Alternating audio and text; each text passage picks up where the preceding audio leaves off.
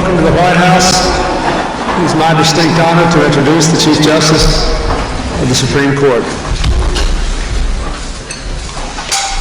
Thank you, Mr. President.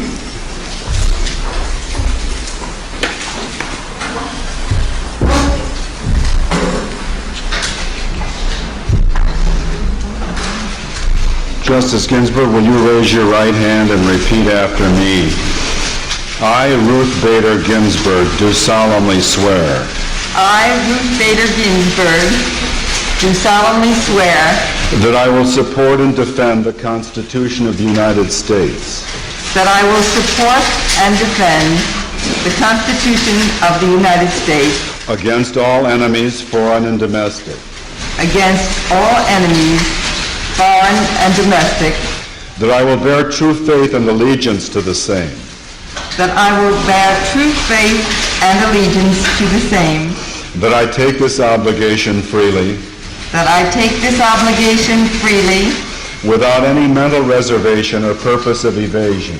Without any mental reservation or purpose of evasion. And that I will well and faithfully discharge. And that I will well and faithfully discharge the duties of the office on which I am about to enter. The duties of the office on which I am about to enter. So help me God. So help me God.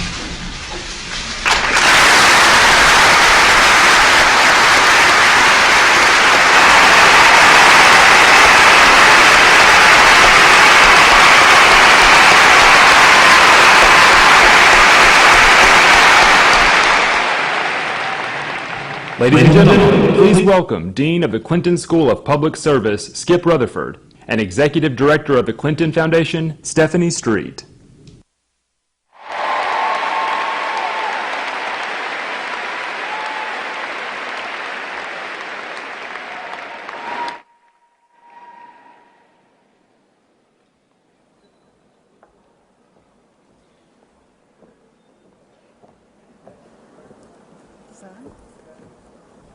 Wow. You ought to look at this crowd.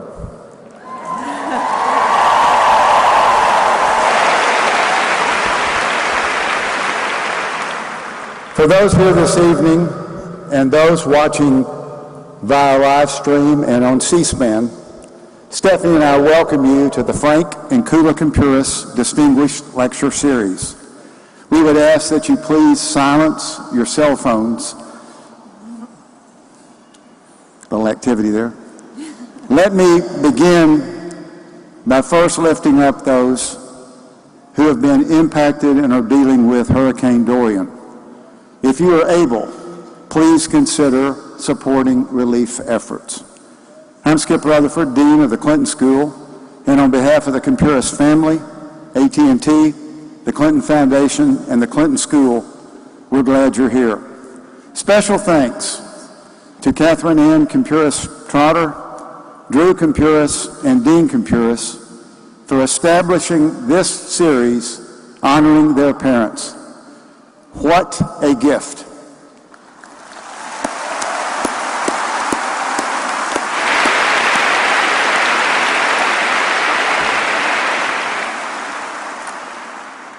And what a tribute to your mom and your dad. Just please know how grateful we are. I want to recognize the new class of Clinton School students. Stand up, guys.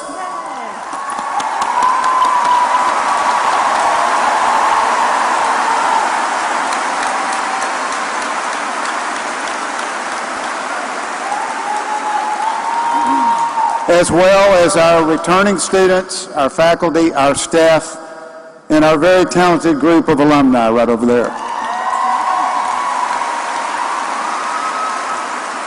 Also joining us are Congressman French Hill, University of Arkansas System President Don Bobbitt and his wife Susan, Dr. Michael Moore, System Vice President for Academic Affairs, current and former members of the Board of Trustees, several members of the federal and state judiciary, the staff from the National Archives, many elected officials, including Little Rock Mayor Frank Scott,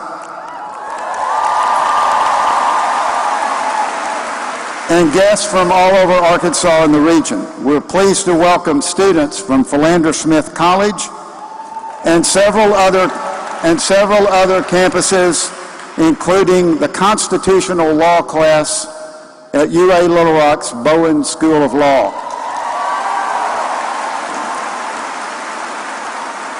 This event could not have happened without the long hours and hard work of the Clinton Foundation and Clinton School staffs, along with the support of many dedicated volunteers. Thank you all very, very much.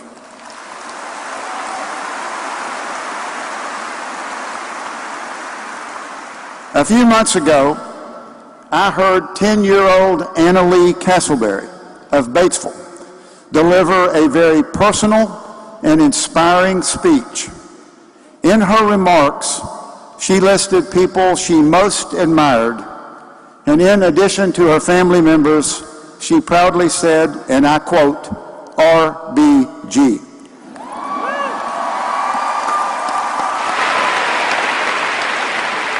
This evening, Annalee is here sitting with us as a salute to the many young people who are also inspired by Justice Ginsburg. Annalee, we're glad to have you here.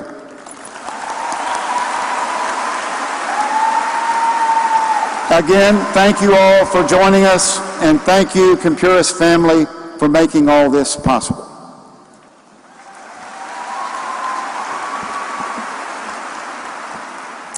Well, good evening. I'm also thrilled to be here with all of you at our largest Compuris Distinguished Lecture ever.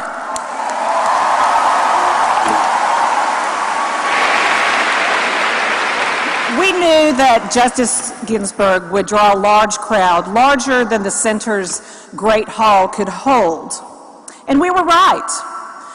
We have enough people here tonight to fill 40 Great Halls.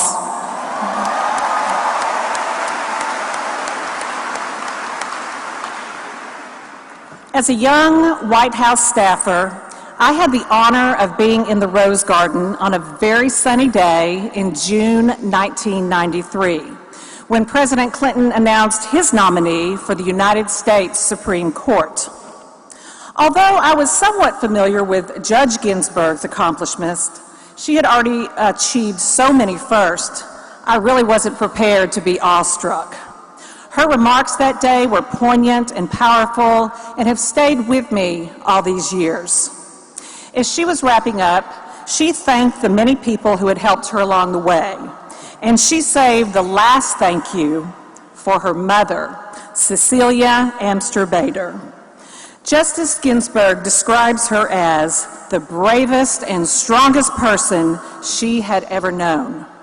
She said, and I quote, "I pray that I may be all that she would have been had she lived in an age when women could aspire and achieve and daughters could be cherished as much as sons." Justice Ginsburg, I believe your mother would be very proud. You have accomplished so much.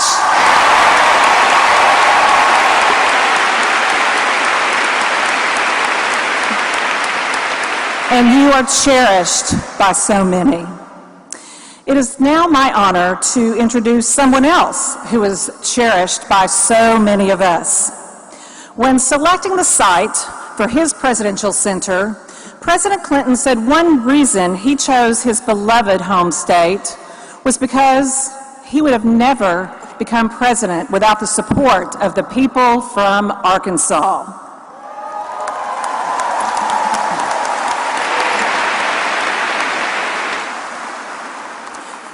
And as Congressman French Hill shared with a group of educators gathered at the Clinton Center last month, the Clinton Center has made a lasting educational and economic impact. It is the gift that keeps on giving.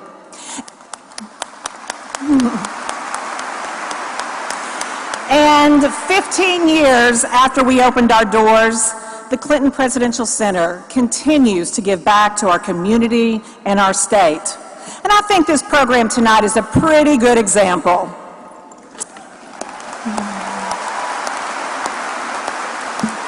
Ladies and gentlemen, Please help me welcome the 40th and the 42nd Governor of the great state of Arkansas, the 42nd President of the United States, and the founder of the Clinton Foundation, Bill Clinton.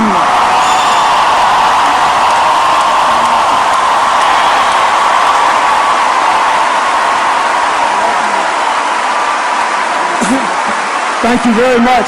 Thank you. Thank you.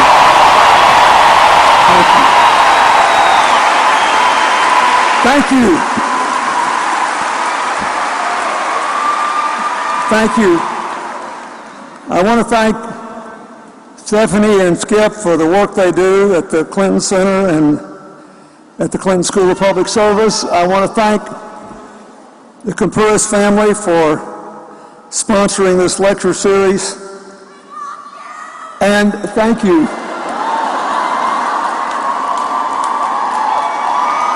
I want to thank all of you. I tried to entertain Justice Ginsburg for a few moments before we came over here by telling her stories of my adventures and misadventures in Arkansas politics. Back when we all thought of each other as people, as three-dimensional human beings, before we realized we were just two-dimensional cartoons. And as is fairly well known now, I had not actually met Justice Ginsburg until that memorable Sunday evening in June of 1993, when she came to see me at the White House residence.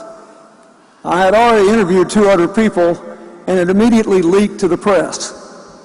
And I had a lot of young aides. They worked hard and they were good people, but if a reporter called them, they were more afraid to say, "I don't know," than anything else. So I got a big kick out of it. I sneaked who is now one of the most famous people in the entire world into the White House, and nobody knew. I've been president for less than a year, and I already had a Supreme Court appointment to make. I wanted to do a good job. Judge Ginsburg then was one of 3 people still in the running. They were all excellent candidates. And I carefully reviewed their resumes, but also their life stories. Hillary and a lot of other people had already told me I needed to take a hard look at Ruth Bader Ginsburg. They had never met, actually, but Hillary had met her granddaughter because she went out and did a preschool event not long before I announced her appointment. And she thought her granddaughter was a pretty good advertisement for her grandmother. But she told me, you need to know about this person because you like people who have good life stories, who've actually lived what they say they believe. For those who haven't seen the recent films about her remarkable life, a very short version. She grew up in Brooklyn in a family of modest means. And as you heard Stephanie say, thanks to her mother's relentless early encouragement, she attended Cornell University and then Harvard Law, where she helped her husband and partner Marty through cancer treatment while simultaneously raising her daughter and working toward a degree. When he took a job in New York, she left Harvard. Now that was a big sacrifice. There were then 500 people at Harvard Law School, and she was one of 9 women. Today, most students in law school are women.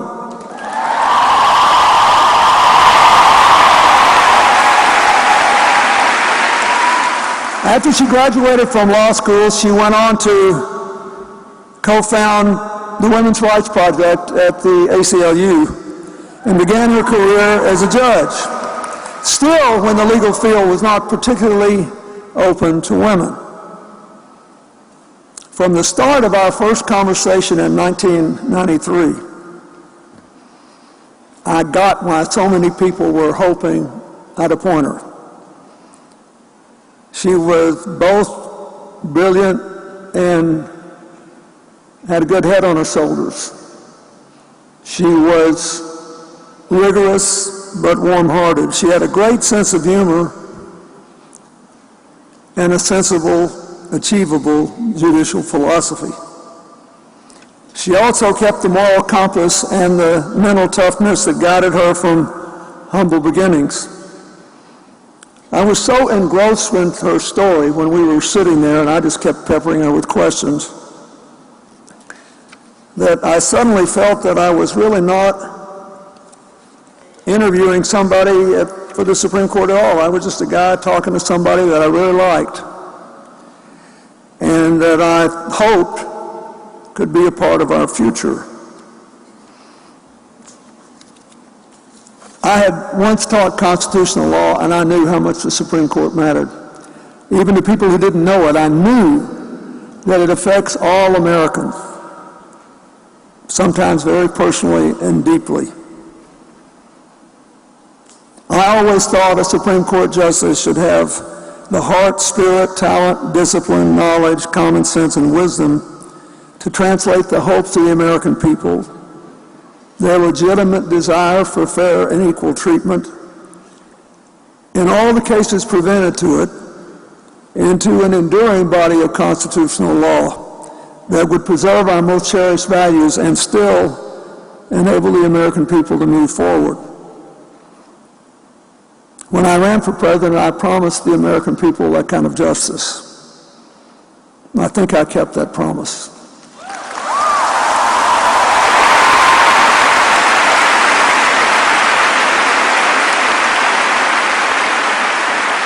I appointed Justice Ginsburg for three reasons. First, she proved to be one of the nation's best judges on the bench, progressive in outlook and judgment, balanced and fair in opinions. Second, she had a lifetime of pioneering work on behalf of women, and she had a truly historic record of achievement there. Before she was a judge, she argued 6 cases involving gender discrimination before the Supreme Court and won 5 of them. That's a better average than most people have.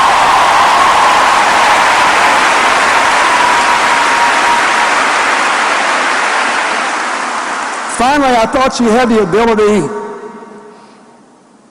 to build common ground in a country that was already becoming increasingly polarized, to find a way whenever possible for the court to be an instrument of our common unity in their fidelity to the Constitution. She had already proved herself to be a healer. Time and again, her moral imagination had cooled the fires of her colleagues' discord and ensured that jurists kept their right to dissent without entangling the court in endless animosities. In short, I liked her and I believed in her. I just knew that she was the right person for the court. But I have to say, in the last 26 years, she has far exceeded even my expectations.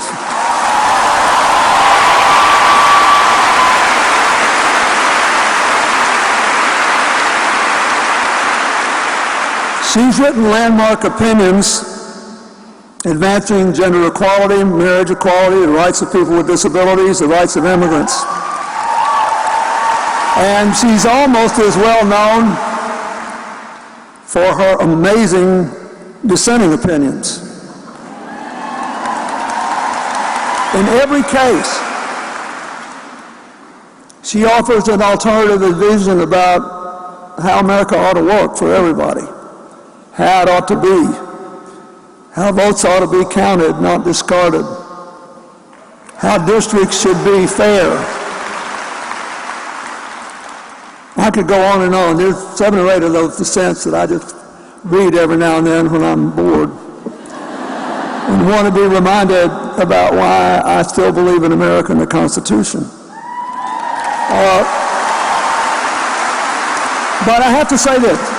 One thing I did not see coming when I nominated her is her ascendance to pop culture icon. Her workout routine is marveled at. Hillary got me a book, the RBG workout. And she said, I bet you can't do it. I said, oh yeah, I can. I'm just a kid. Just 73, I can do this. I had to work out on my weight machine and do other stuff for 2 months before I could complete her workout. Regularly, she's portrayed on Saturday Night Live delivering her blistering Ginsburgs. And now you can see her image and her quotes on T-shirts, tote bags, and coffee mugs the world over. You could become resentful of such a person. But you're not. We like her because she seems so totally on the level. In a world hungry for people who aren't trying to con you, who are on the level.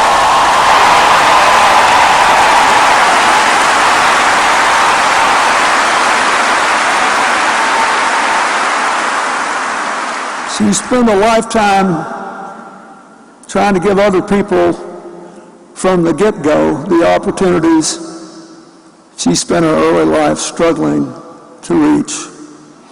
In one of her law review articles, she wrote, "The greatest figures of the American judiciary have been independent thinking individuals with open but not empty minds. Individuals willing to listen and learn.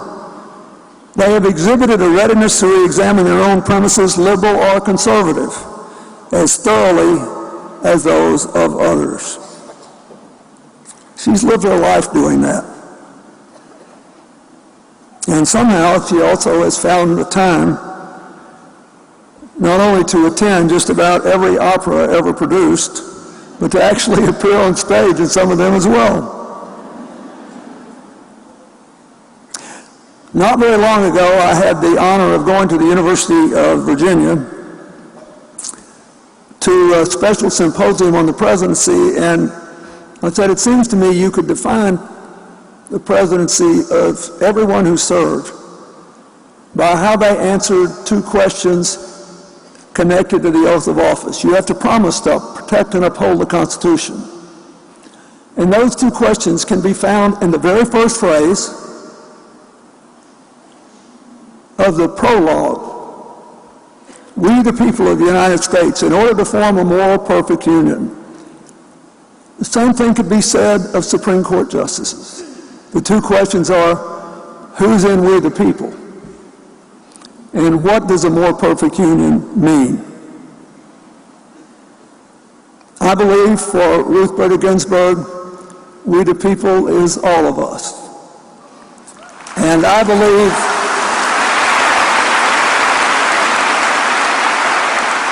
that in her more perfect union, all of us on equal terms will be at home.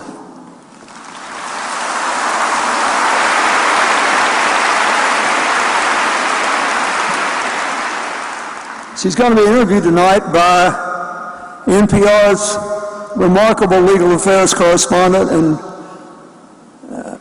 I think we've reached a stage in her life when I could admit without hurting her career, one of my favorite journalists,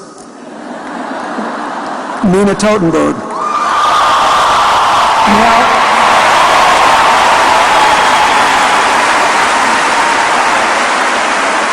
here's the last thing I want to say, and I am confident I speak for everyone in this vast arena.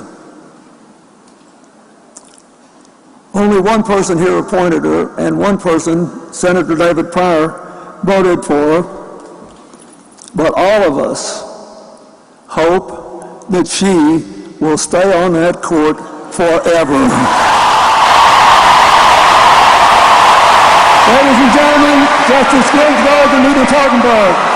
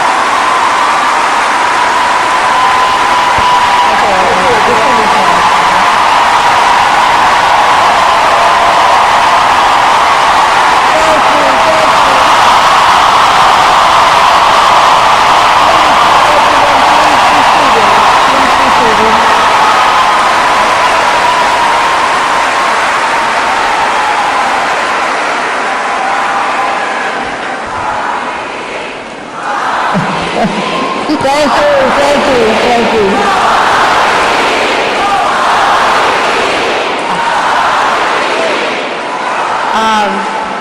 Thank you all for coming. I think Justice Ginsburg and I have never, ever appeared before an audience this large before.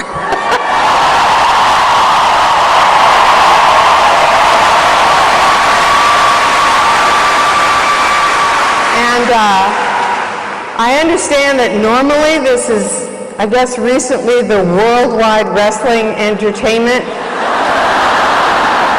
We are not going to wrestle each other.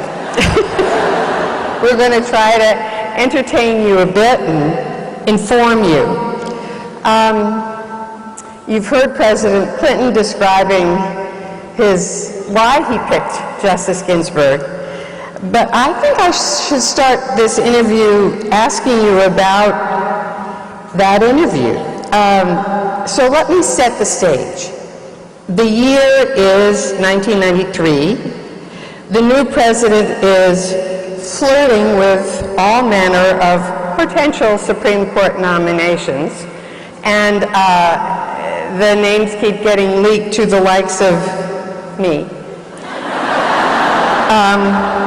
And behind the scenes, the inimitable Martin Ginsburg is doing everything in his power to promote his tiny but auspicious wife.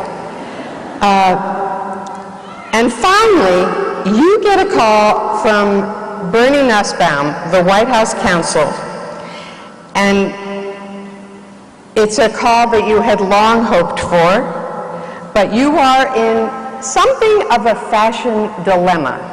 So tell us about how you got the call that day calling you to the White House and what your fashion dilemma was.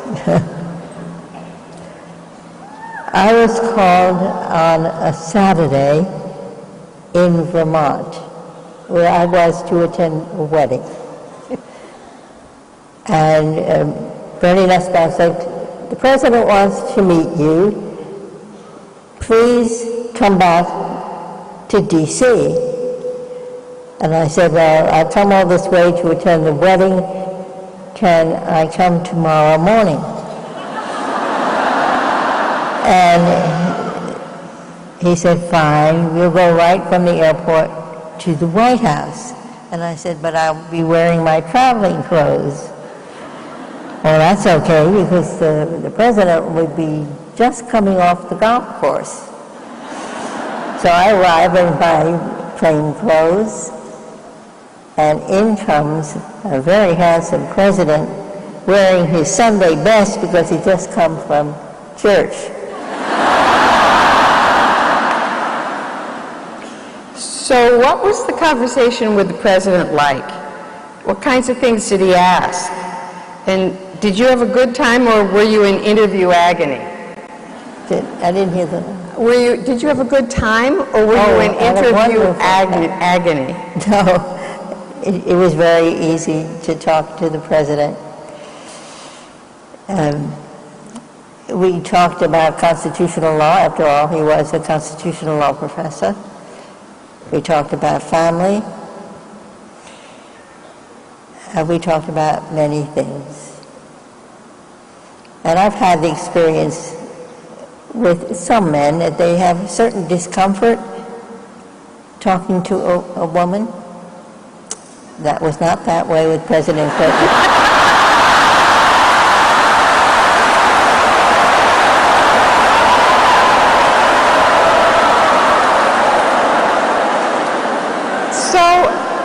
I was told after that interview by a number of White House aides that he just fell for you hook, line, and sinker. And this afternoon when we were talking, he said, in 5 minutes, I had just fallen for her hook, line, and sinker. But when did you get the word? Do I recall that you got a call from Bernie Nussbaum when you were in the bathtub or something like that night? It was rather late on Sunday night, and it was one of the happiest moments of my life. I was absolutely on cloud 9. And then the president said, and tomorrow morning we will have a little ceremony in the Rose Garden, and we'd like you to make a few remarks. I had to come down from the crowd, sit at my writing table. I liked the remarks. It was the only time in that entire episode when there was no time for White House handlers to go over what I was going to say. My own words, unedited. You know, you then went into a confirmation process. I think in the end you got, I'm not sure about this, I think there were only 96-3. 96 to 3, thank you.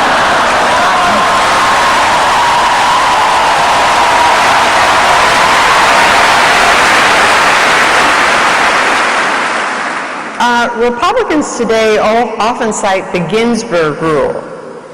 And when I go back and I read the transcript, I read about what your rule was.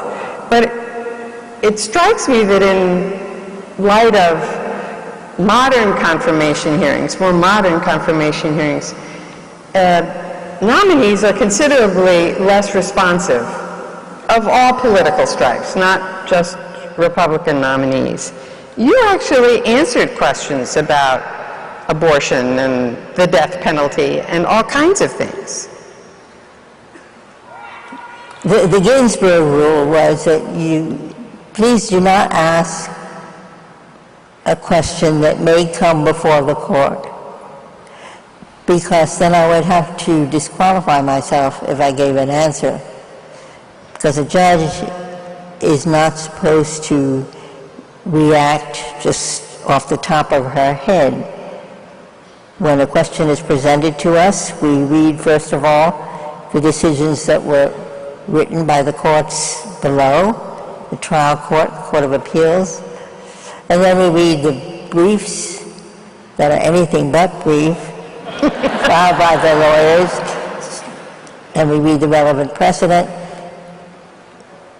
So to give an answer to a question without the benefit of all that reading and briefing is not what a judge could do. Still, there was a lot out there that I could be asked about, because I was 17 years a law teacher, 13 years a judge on a Court of Appeals. So I'd written hundreds of opinions, many articles, and anything that I had already written was fair game.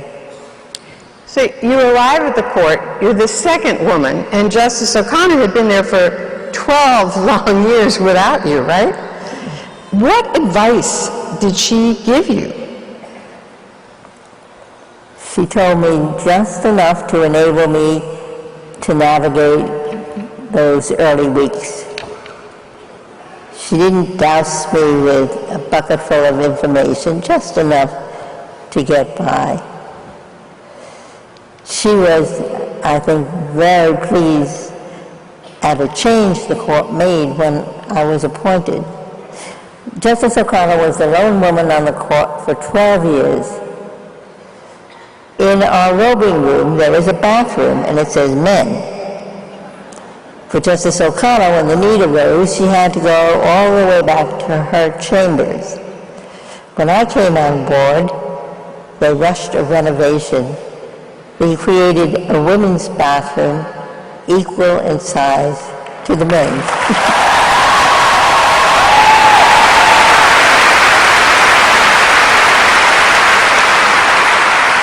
Your first opinion assigned to you was not quite what you expected, and you went to her. Yes. The legend is that the new justice, the junior justice, will get a single issue case in which the court is unanimous. Well, Chief Justice Rehnquist gave me as my first assignment a miserable ERISA case. ERISA is the Employee Retirement Security Act. It is one of the most complex statutes Congress ever wrote. The court was not unanimous. It divided 6-3, and Justice O'Connor was on the other side. She was one of the three. So I came to her and I said, Sandra, he was not supposed to do that to me. Her response, and this is typical of Justice O'Connor, she said, Ruth, you just do it. Just do it. And get your opinion draft in circulation before he makes the next set of assignments. Otherwise, you will risk getting another miserable case. I could never understand why lawyers that appeared before the court, who appeared before the court, and not people who were not accustomed to the court, but some very seasoned lawyers, would get these two women mixed up. And Sandra Day O'Connor was about 5, 7, or 8. You claimed to be over 5 feet tall. She was a Western ranch girl with a Western twang. You were a New Yorker, a Brooklyn girl. I don't know that it was a Brooklyn twang, but you were clearly an Easterner. She didn't wear her hair the way you do. And still, people kept calling you Justice O'Connor and her Justice Ginsburg. Why? Much more often, I was called Justice O'Connor. The lawyers had learned there was a woman on the court, and her name was Justice O'Connor. So when they heard a woman's voice, it had to be Justice O'Connor. And she would sometimes respond, I'm Justice O'Connor, she's Justice Ginsburg. There was a lot of attention paid to the two of us and how we interacted. And one day, I think it was in USA Today, there was a headline. The headline was, Rude Ruth interrupts Sandra. Sandra had asked a question, an argument. I thought she was finished. And she said, just a minute, I have follow-up questions. I apologized to her, and she said, Ruth, don't give it another thought. The guys do it to each other all the time. There even was a T-shirt presented to the two of you, I think it was the Radcliffe, some group of women from Radcliffe, and one side said, I'm Sandra, not Ruth. It was the National Association of Women Judges. They had a reception for the two of us, and they gave her a T-shirt that said, I'm Sandra, not Ruth. I'm Ruth, not Sandra. But if we can fast forward I can tell you that doesn't happen anymore now that we are 3.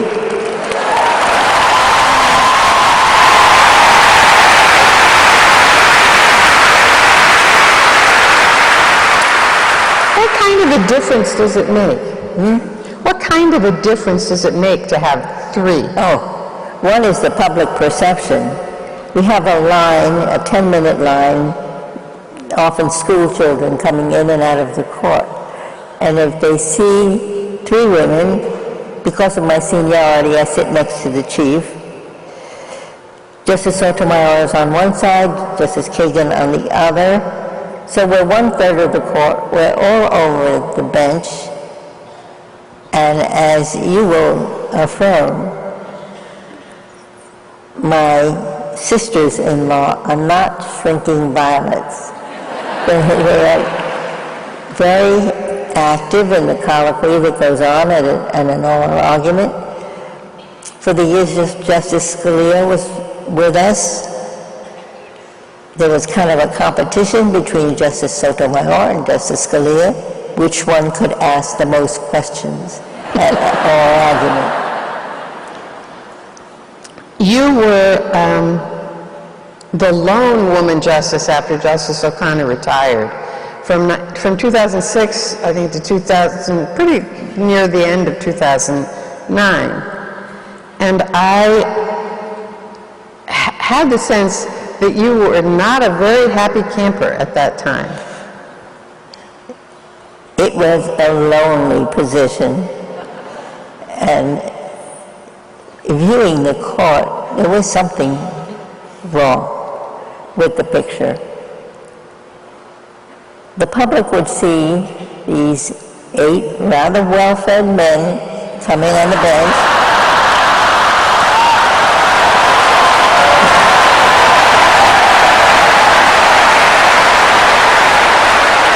And then there was this rather small woman.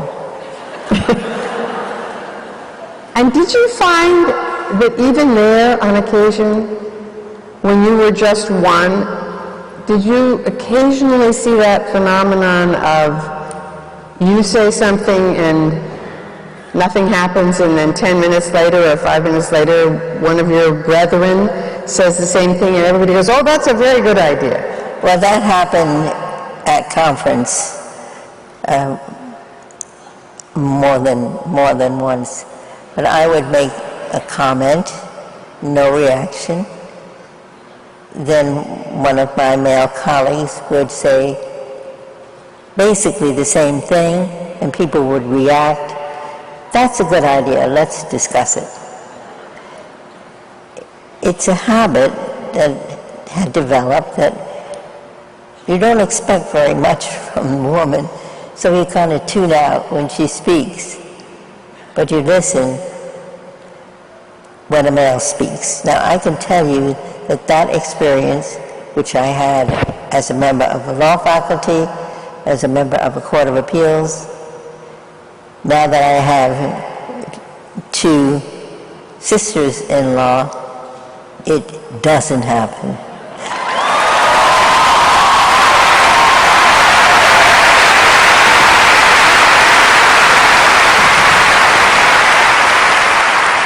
I'm going to pause here and ask you the question on people's minds. You've had a lot of serious threats to your health this year. You were operated on for lung cancer in December. You have just completed 3 weeks of radiation treatment for an additional cancer. So, how are you feeling? And excuse me, I'm really thrilled that we're here, but why are we here? You finished radiation treatment at the end of August. Yes, and August 23rd was the last session. But I had promised the Clinton Library that I would be here, and I just was not going to.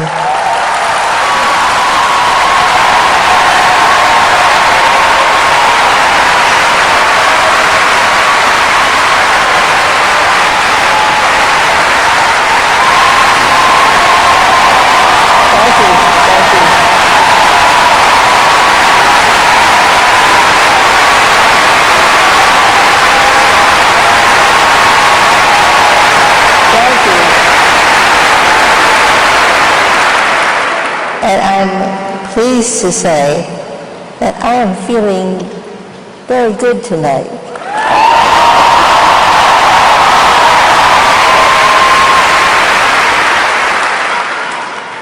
How do you keep going? I mean, you have...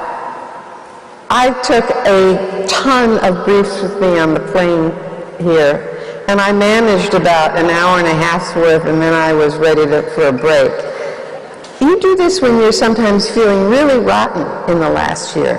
How do you keep going?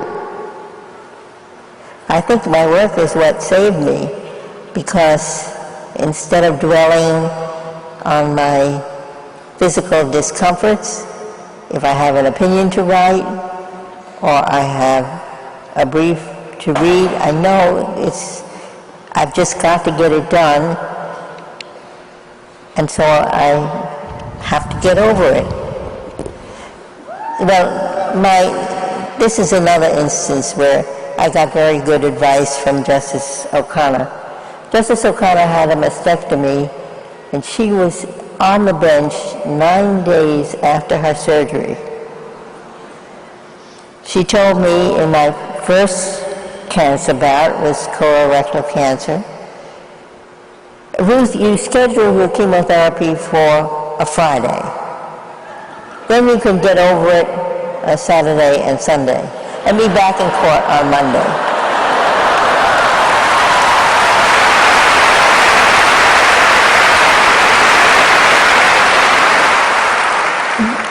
But you have done this really all of your life. Cancer is not a stranger to you. Your mother died the day before your graduation.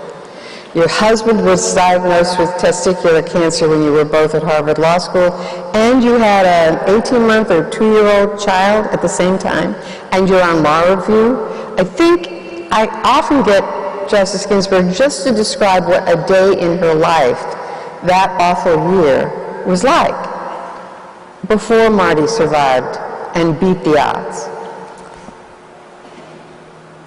We took it day by day.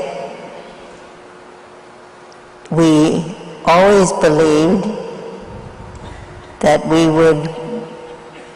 would prevail, that we would beat the cancer. It was not an easy time. After he had surgery, he had massive radiation because there was no chemotherapy in those days. So he would come home, be sick, go to sleep. He'd get up about 12, midnight, and whatever he ate for the day, he would eat then. He would dictate his senior paper to me. I had note takers for all of his classes.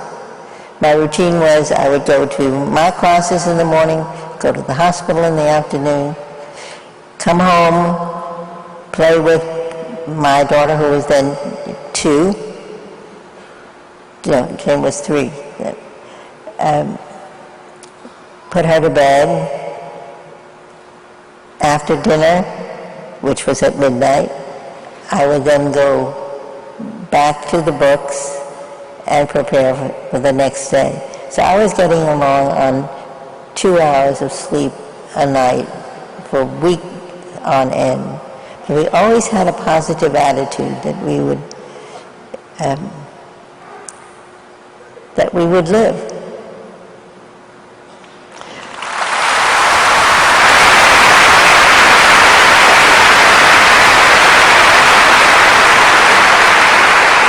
So for your last year of law school, because Marty was a year ahead of you, you moved to New York to be with him for his job.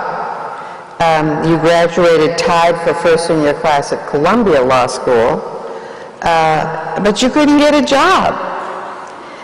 You and Justice O'Connor used to talk about how lucky that was in hindsight that you couldn't get jobs when you graduated at the tops of your respective classes. Well, that's an example of how something that may seem dreadful, very bad luck, turns out to be the most fortunate thing that ever happened to you. And Justice O'Connor put it this way. She said, suppose we had graduated from law school at a time when there was no discrimination, when women were welcome at the bar. What would we be today? We would be retired partners from some large law firm. But that route wasn't open to us, so we had to find another path, and that path led us to become Supreme Court justices.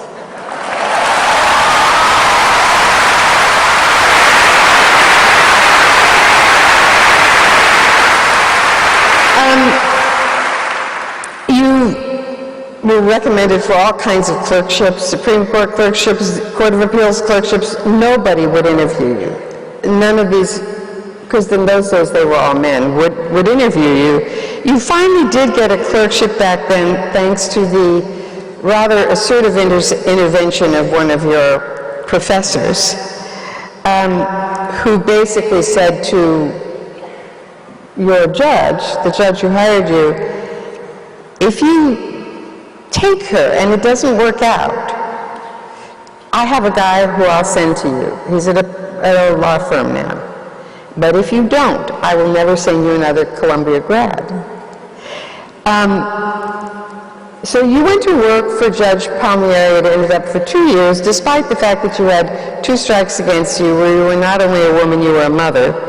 But one of the charming stories of this period of your life is that one of the judges who turned you down and was not interested in you was Judge Learned Hand, a very famous judge.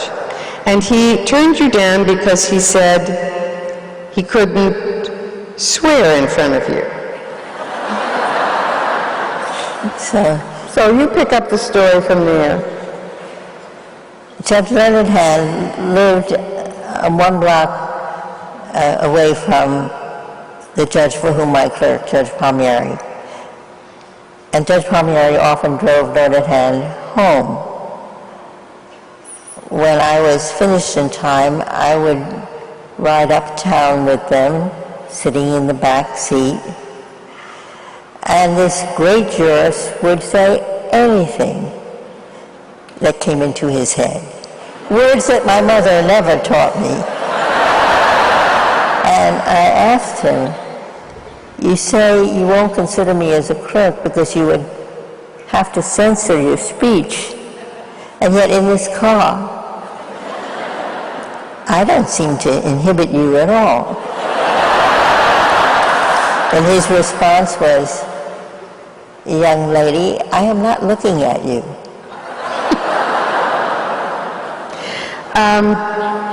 For those of you who have not seen RBG or the biopic On the Basis of Sex, I recommend both. They provide a pretty good view of your career prior to becoming a judge and then later a Supreme Court justice. But what used to strike me when I covered your arguments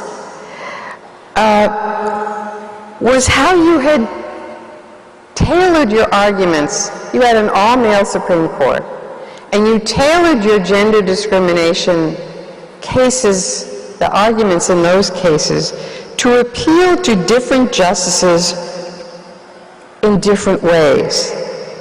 And you often had male plaintiffs, and one of those male plaintiffs was Stephen Weisenfeld, whose wife died in childbirth, and who was denied Social Security benefits for his child who survived, even though his wife was the principal breadwinner. And you won, but there were basically 3 arguments that succeeded, and I wanted you to talk about how each group of justices saw it. First, let me tell the audience how Stephen Weisenfeld came to my attention. He had written a letter to the editor to his local paper in Edison, New Jersey, and he said, I've been hearing a lot these days about women's lib. Let me tell you my story. My wife died of an embolism just after our son was born. And I knew that there were benefits available to a sole surviving parent who had a young child to take care of. So I went to the Social Security office to claim those benefits, and I was told, "We're very sorry, Mr. Weisenfeld, these are mothers' benefits. They're not available to fathers." Now, it was obvious to me that although the plaintiff was a man, the discrimination was against the woman as wage earner. She paid the same Social Security taxes that a man would pay,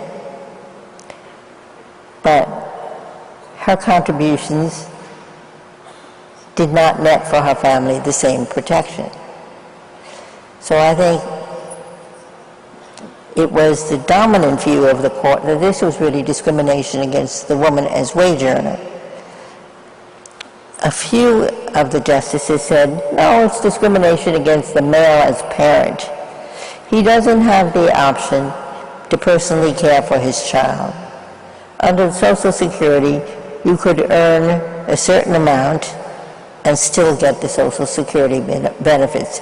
If you earned over the limit, the benefits would be reduced dollar for dollar.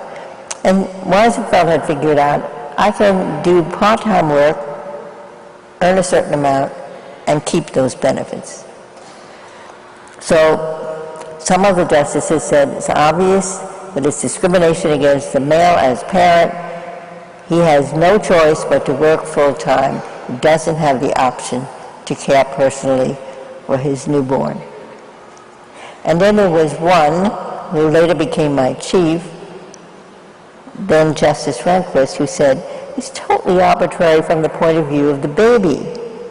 Why should the baby have the opportunity for the care of a sole surviving parent only if that parent is female and not if the parent is male?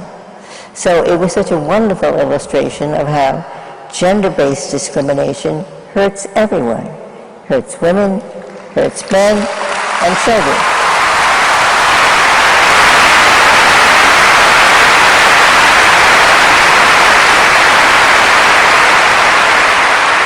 There was a case that you had that you wanted to take to the Supreme Court, but you couldn't because the case involving the, I think, Army or Air Force pregnant woman. The Susan Struck case. Yes. Yes. I had hoped that that would be the first reproductive choice case that the court would hear. The case arose in 1971 when Captain Struck was serving in the Air Force. And she was serving abroad when she became pregnant. Pregnancy in those days was a mandatory ground for discharge. The base commander said to her, 1971, 2 years before Roe v. Wade, you can have an abortion on base. We provide those for women in service and wives of men in service. And if you do, you can remain in the Air Force. But if you choose to go through the pregnancy, you are discharged. No exceptions. Susan Struck said, I'm a Roman Catholic, I cannot have an abortion, but I've made arrangements to have the child adopted at birth. I will cost the taxpayers nothing because I'll use only my accumulated leave time for the birth.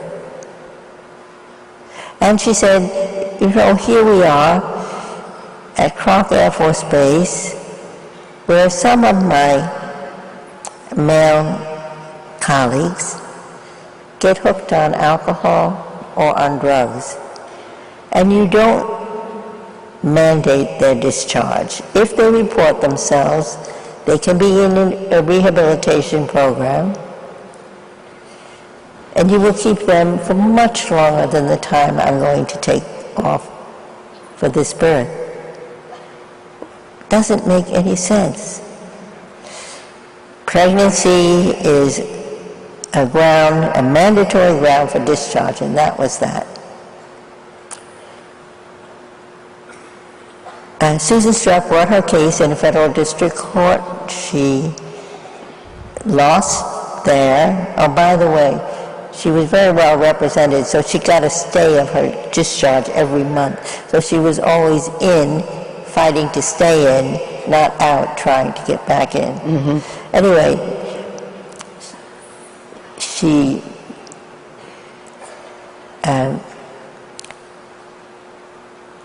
won in the district court? What happened, then it went to the Court of Appeals. She lost again, but there was a very good dissenting opinion. And then I wrote a petition to the Supreme Court to hear her case. The Supreme Court said, yes, we'll take it. And then the Solicitor General at the time, who had been dean of the law school I first attended, he asked to have a meeting with the top military people and said, this case has lost potential for the government. You should waive Captain Struck's discharge and then change the rule prospectively so that pregnancy is no longer an automatic discharge. And the Air Force did. And then immediately the government moved to have the case returned to the Court of Appeals for determination whether it was moot, no longer live, because she got all the relief she was seeking. She remained an Air Force officer. So I called Captain Struck and said, is there anything you're missing so that we can claim this case is still alive? And she said, well, I have all my pay and allowances, so nothing there. But there is one thing. This conversation is going on now in 1972. She said, all my life I've dreamed of becoming a pilot. But the Air Force doesn't give flight training to women. And then we laughed because we knew in 1972 was much too early. It was still an impossible dream to win that case. And the difference between then and now is one of the reasons why I am optimistic about the future. Today, it would be unthinkable to deny flight training to women.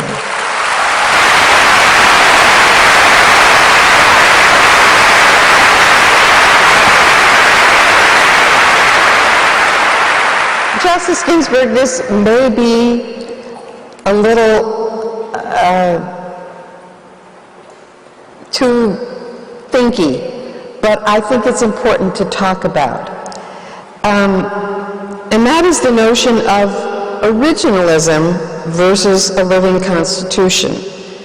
A majority of the current court believes, to one degree or another, in the notion that justices should interpret the Constitution as it was meant by the Founding Fathers when it was written in the late 1700s.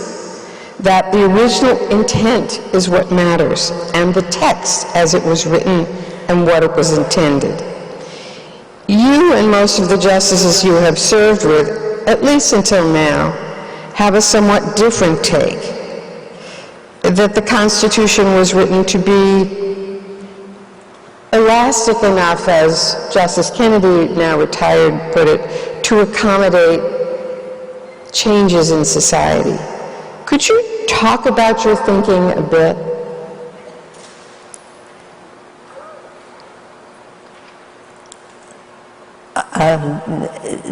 President Clinton said it so well in his introduction. Our Constitution begins with the words, "We the people of the United States, in order to form a more perfect union." So think how things were in 1787. Who were we the people? Certainly not people who were held in human bondage, because the original Constitution preserved slavery.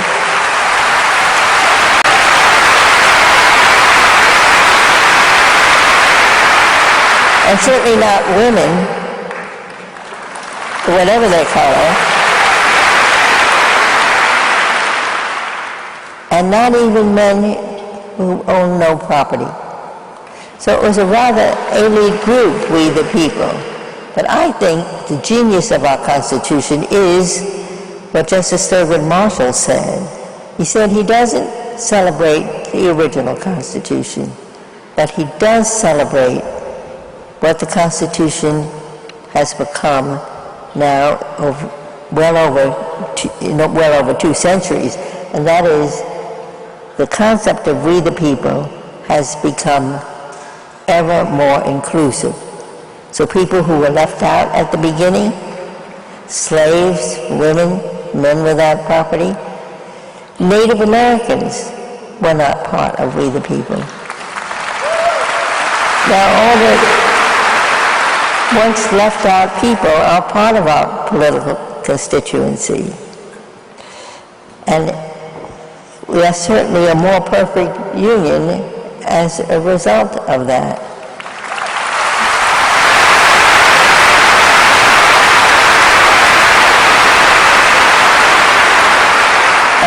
The Constitution, the original Constitution, preserved the slave trade till 1808. One of the provisions that's an embarrassment is the Fugitive Slave Clause. It said, if someone held as a slave escapes into a free state and the master asks to get the slave back, the slave must be returned to the master. That Fugitive Slave Clause is in Article 4 of the Constitution, where you can still read it today, but there'll be a star next to it saying, changed by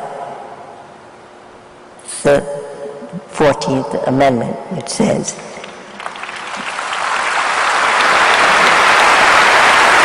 You know, the first time I met Justice Ginsburg, it was by phone, and we were both quite young women, compared to now anyway. And I was a brand new Supreme Court reporter reading about the first case claiming that discrimination against women was a violation of the 14th Amendment, the first case in the Supreme Court. And it was ultimately the case that the court first said it was a violation of the 14th Amendment. And I didn't understand it. And because I said, you know, the 14th Amendment was enacted to cover slaves and African Americans, and it doesn't say anything about women. And I called you up, and you gave me an hour-long lecture, but I'm going to ask you for a 60-second version. But you said, I thought the 14th Amendment was about race. Yes. And I said, yes, it certainly is about race. But the 14th Amendment reads, nor shall any state deny to any person the equal protection of the laws.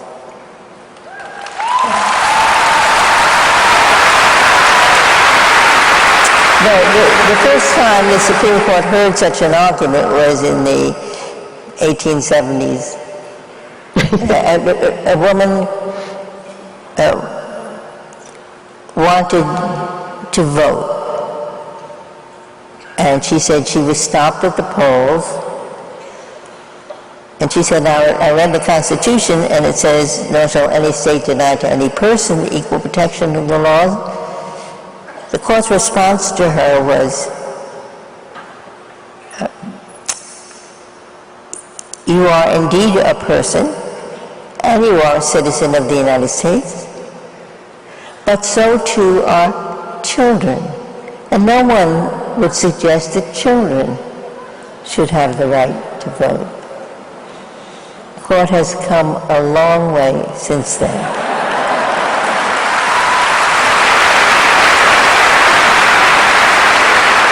The turning point case that you asked me about was called Reed v. Reed. It was about Sally Reed, who had a great tragedy in her life.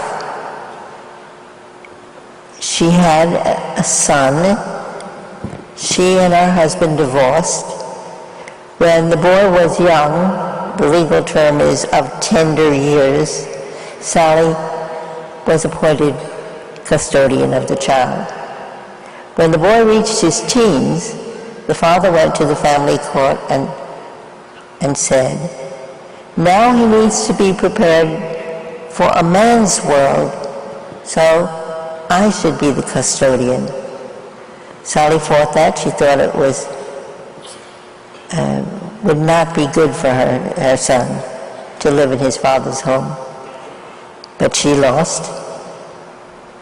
Sadly, she turned out to be right. The boy was sorely depressed, and one day he took out one of his father's many guns and committed suicide. So Sally wanted to be appointed administrator of his estate, to take care of whatever he left behind, which was precious little. A small bank account, a guitar, some records, that was about it. And she applied. Her former husband applied 2 weeks later, and the probate court judge said to Sally, I'm sorry, but the law gives me no choice. It reads, this was the law of the state of Idaho, as between persons equally entitled to administer a decedent's estate, equally entitled, males must be preferred to females. Now, the thing about Sally Reed is she was an everyday woman. She made her living by caring for elderly or disabled people in her home. But she thought an injustice had been done to her. And she also believed that our legal system would right that wrong. So on her own dime, she took the case through 3 levels of the Idaho courts, and then I got involved in the case and wrote the brief for her Supreme Court case. She prevailed with a unanimous decision. It was the first time, the case was decided in November 1971, first time in history that the Supreme Court ever held a gender-based classification unconstitutional.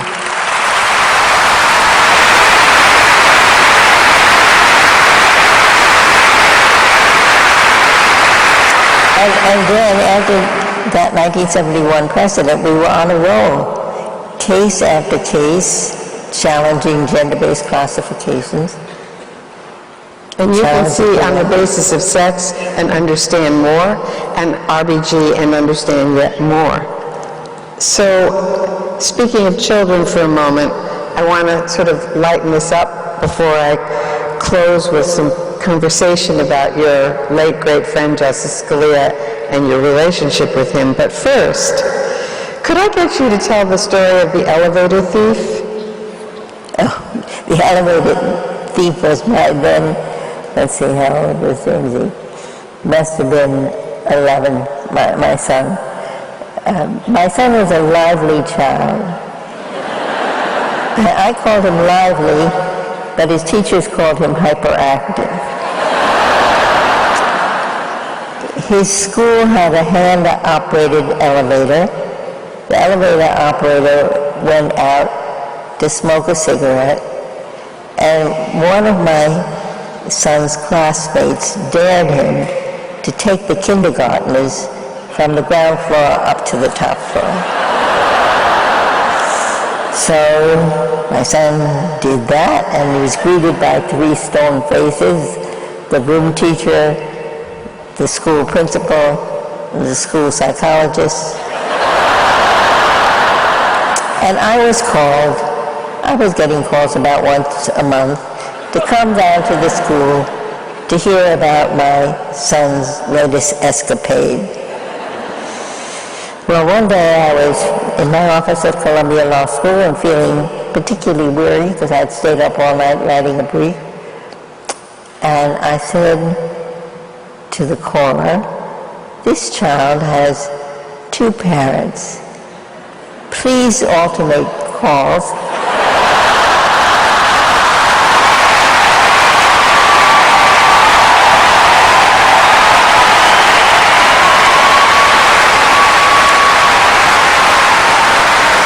And it's his father's turn. So, and Marty, my husband, went down to the school and was told, "Your son stole the elevator." And my husband, who had a wonderful sense of humor, said, "So he stole the elevator. How far could he take it?"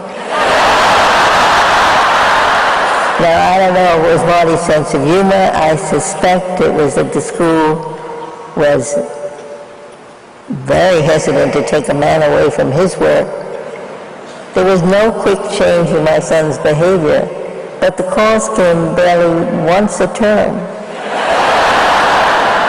because I had to think twice before calling a man away from his work. You and the late Justice Scalia used to spar incessantly about the whole subject of originalism versus a living constitution and textualism. But you were great friends for many decades. You served on the same Court of Appeals. You'd known each other even, I think, at the University of Chicago briefly. So let me start with that personal friendship. People seem always so surprised that Justice Scalia, this iconic conservative, and Justice Ginsburg, this iconic feminist, were such good friends. So, and I know that you really loved him. So what did you love about him? He had a marvelous sense of humor.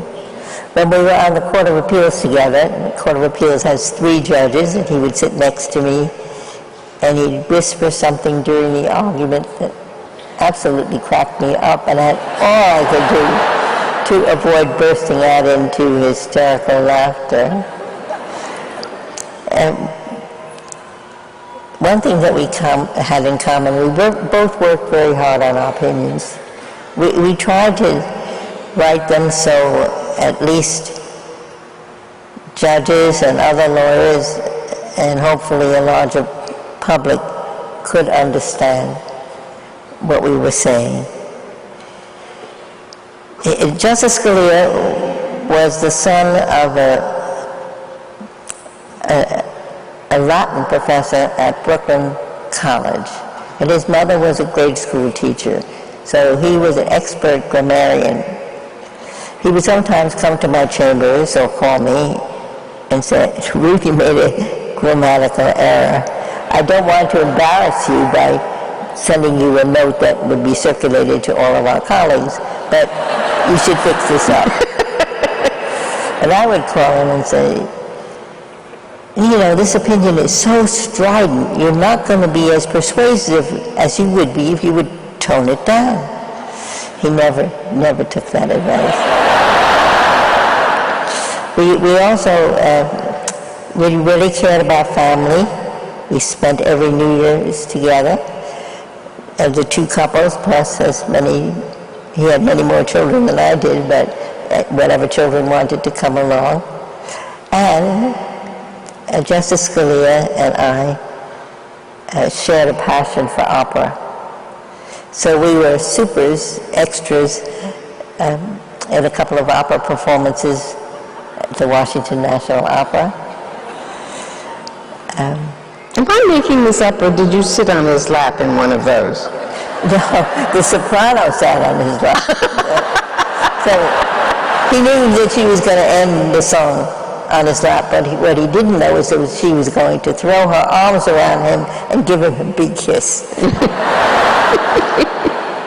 And you travel together. There's a very funny picture in your chambers, the two of you on a... We traveled to India for a judicial exchange, and the two of us broke away from the pack for a couple of days, and we went to Rajasthan and to Agra.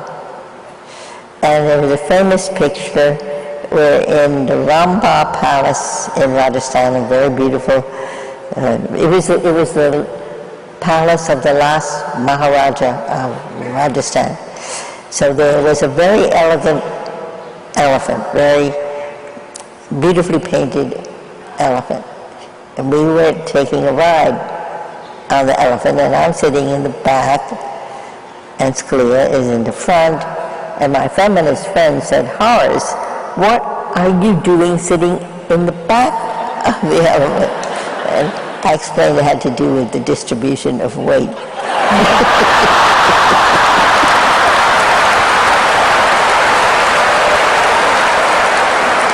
There is an opera, as you would expect, a comic opera about the two of us. It's called Scalia Ginsburg.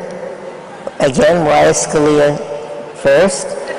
Because in our workplace, seniority really counts, and he was appointed some years before I was. So the opera tries to portray the difference between us, and Scalia's opening aria is a rage aria. It goes like this. The justices are blind. How can they possibly spout this? The Constitution says absolutely nothing about this. And then I answer, "Dear Justice Scalia..." Oh, but you come in through a glass ceiling. Oh, that's later. Oh, that's later? This is Sorry. I screwed up the story. This is the beginning where we set up the different ways we approach a legal text. I said, "You're searching for a bright line solution to problems that don't have easy answers. But the great thing about our Constitution is that, like our society, it can evolve." And then there's kind of a jazz riff with "let it go, let it go." The plot is roughly based on the magic flute. Justice Scalia is locked in a dark room. He is being punished for excessive dissenting. And that's when I enter through a glass ceiling to help him pass the tests he needs to pass to get out of the dark room. Then a character called the Commentatore, who is borrowed from Don Giovanni, is appalled. He said, "Why would you want to help him? He's your enemy." And I explained, "He's not my enemy. He's my dear friend." And then we sing a wonderful duet. It's titled, "We Are Different, We Are One." Different in our approach to reading a legal text, but one in our reverence for the Constitution and for the institution we serve.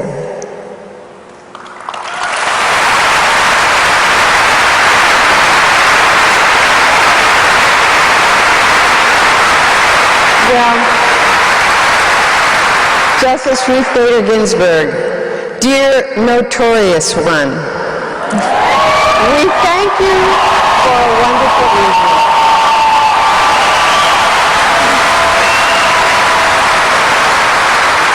Now, I think there's some closing remarks, and everybody's coming up here extremely slowly. So we have to tap dance until they get here. Moving as fast as we can. Well, this has been a pretty spectacular program. I hope you'll help me thank our host, President Clinton.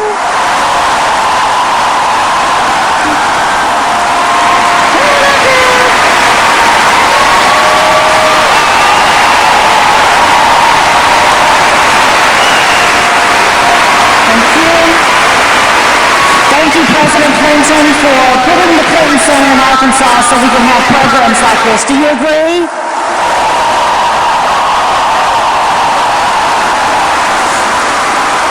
Please help me thank our terrific moderator, Nina Totenberg.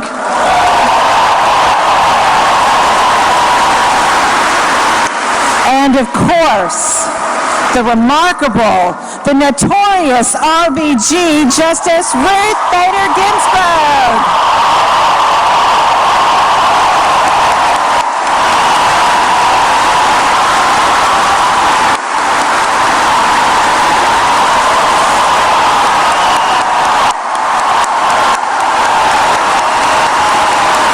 On behalf of the Clinton Foundation, the Clinton School of Public Service, thanks to all of you who joined us here, who watched us online, and we hope to see you at the Clinton Presidential Center very soon. Good night.